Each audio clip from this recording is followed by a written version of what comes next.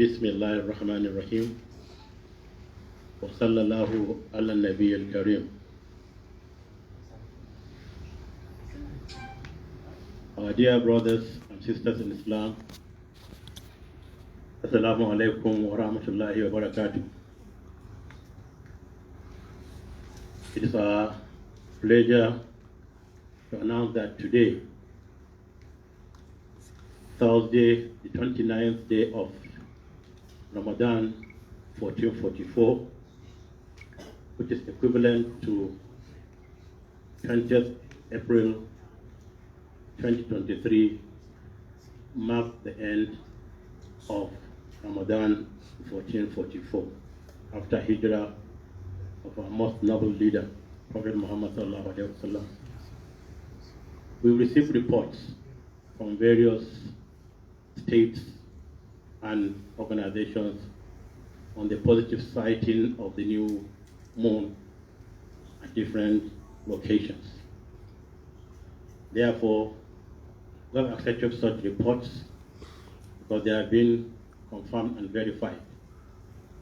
We therefore declare that tomorrow, Friday, 21st April 2023, becomes the first day of Shawwal 1444 and the day for Eid al-Fitr.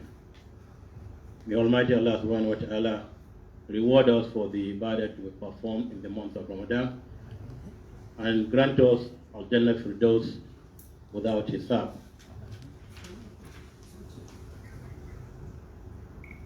We thank Almighty Allah for being among His servants who witnessed the holy month of Ramadan and fasted in it. As always, we thank Almighty Allah for the blessings He has been showering on our country, Nigeria, and also call on Him to shower the same on the newly elected leaders of our country to steer the affairs of this great country towards sustenance of peace and stability. We also urge all Muslims, wherever they are, and especially in our great country, Nigeria, to continue to live in peace and harmony with one another at everywhere and every time we find ourselves, for our country to move forward, irrespective of religious or tribal differences. We thank Almighty Allah for this blessing on this holy month of Ramadan, and we thank Him for allowing us to be part of His servants who witnessed the holy month and fasted in it, and may He grant us al-Jannah Firdaus. Eid Mubarak to all of you. Wassalamu alaikum wa rahmatullahi wa barakatuh.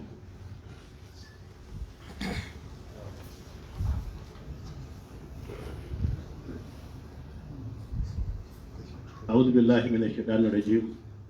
بسم الله الرحمن الرحيم. وصلى الله على النبي الكريم.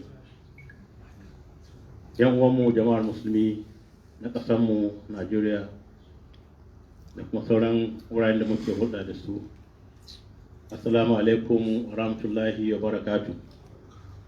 Muna cike da farin ciki da godiya ta musamman ga Allah subhanahu wa ta'ala mai kowa mai komi da ya kama yau ranar Alhamis 29 ga watan Ramadan shekara ta 1444 bayan hijirar shugabanmu da yayin halitta annabi Muhammad sallallahu alaihi wasallama, wanda daidai da 20 ga watan Afrilu 2023 na zama ƙarshen azumin watan Ramadan na wannan shekara. Mun samu labaruka da rahotanni daga shugabanni daban-daban, musamman malamai da faɗin ƙasar nan, na tabbatar da ganin wannan watan Ramadan na watan shawwal a yau. Ko mun karɓi wannan rahoto mun gamsu bayan an tattauna an dudduba cewa hakika wannan watan ya tsaya. Bisa ga haka gobe Juma'a 21 ga watan Afrilu ya zama 1 ga watan Shawwal 1442 na hijira, kuma ranar sallah karama.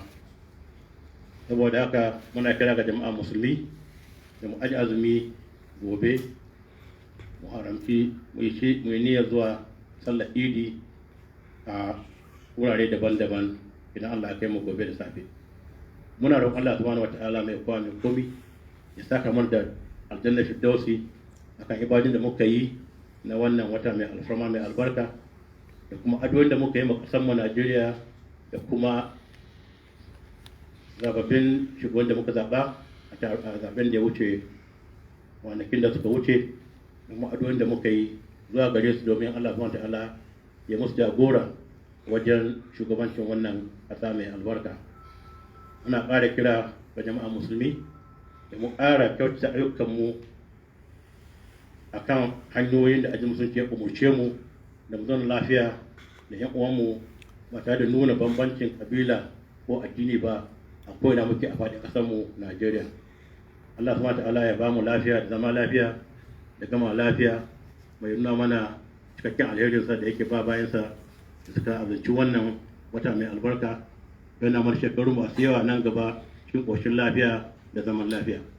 Allah ya sa mu gama lafiya, Allah ya ba mu lafiya da zaman lafiya.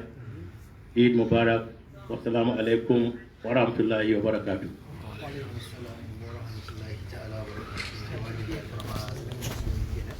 Wa